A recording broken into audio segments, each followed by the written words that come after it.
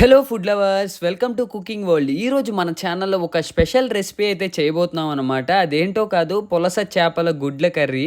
So పులస చేపల గుడ్ల కర్రీ అంటే ఏదో అనుకోవచ్చు. సో పులస చేపలో ఉంటుంది కదా సేన, దాంతో అయితే ఈరోజు ఫ్రై అయితే చేయబోతున్నాం అనమాట. సో పులస చేప కర్రీ కూడా మన ఛానల్లో అప్లోడ్ చేస్తాను నెక్స్ట్ అప్కమింగ్ వీడియోస్లో. ఈరోజు ఇప్పుడైతే మనం పులస చేపల శన కర్రీ ఎలా చేసుకోవాలో చూద్దాం. సో ఈ ఫ్రై కోసం ఫస్ట్ అయితే శనని ఉడకబెట్టేసి తర్వాత దాంట్లో కొద్దిగా పసుపు అయితే వేసుకోవాలి. పసుపుతో పాటు దానికి తగినంత సాల్ట్ అయితే వేసుకోవాలి. ఉడకబెట్టడం ఎలా అని అనుకోవచ్చు మీరు. క్లాత్ తీసుకుని ఆ శనని నీట్గా ఒక 10 మినిట్స్ అయితే మనం చుట్టేసి బాయిలింగ్ వాటర్లో పెట్టేస్తే ఉడికిపోద్ది అనమాట. తర్వాత ఉప్పు కారం పసుపు వేసేసి ఒక గిన్నెలో అయితే అటు ఇటు కదుపుకోవాలి. సో అవి బ్రేక్ అవ్వకుండా ఉండడానికి అలా కదిపాను అనమాట. తర్వాత ప్యాన్ అయితే పెట్టేసుకున్నాను ఈ ఫ్రై కోసం. ఇప్పుడు ప్యాన్లోకి కొద్దిగా ఆయిల్ అయితే వేసుకుంటున్నాను. మన క్వాంటిటీ బట్టి అయితే ఆయిల్ వేసుకోవాలి. సో నాకు కొద్ది క్వాంటిటీ ఎక్కువ అనిపించింది, అందుకే ఆయిల్ అయితే కొద్దిగా ఎక్కువైతే వేసాను అనమాట.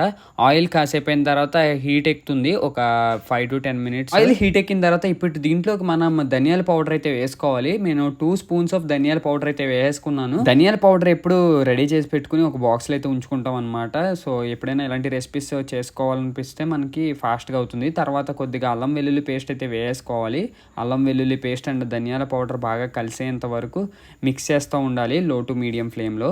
ఒక 5 to 10 మినిట్స్ అయితే మిక్స్ చేసేయాలి పచ్చివాసన పోయేంత వరకు. ధనియాల పౌడర్ అండ్ అల్లం వెల్లుల్లి పేస్ట్ ఫ్లేవర్ అయితే సూపర్ ఉంటుంది. దాని తర్వాత కొద్దిగా సాల్ట్ అయితే వేసుకోవాలి. మనకి బబుల్స్లా వస్తున్నాయి కదా, అప్పుడు సాల్ట్ వేసేసి కొద్దిగా పసుపు అయితే వేసుకున్నాము. మళ్ళీ అప్పుడు ఇదంతా మిక్స్ చేసుకోవాలి.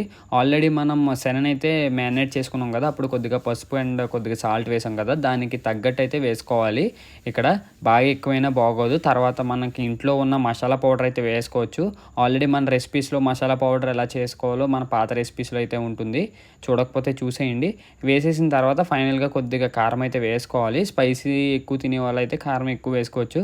సో అందుకే నేను ఒక టేబుల్ స్పూన్ ఫుల్గా కారం అయితే వేసాను. ధనియాల పౌడర్, అల్లం వెల్లుల్లి పేస్ట్ అండ్ కొద్దిగా ఆయిల్ అండ్ దాంతోపాటు కొద్దిగా కారం వేసిన తర్వాత కలర్ చూస్తున్నారు కదా అసలు ఎంత బాగుందో.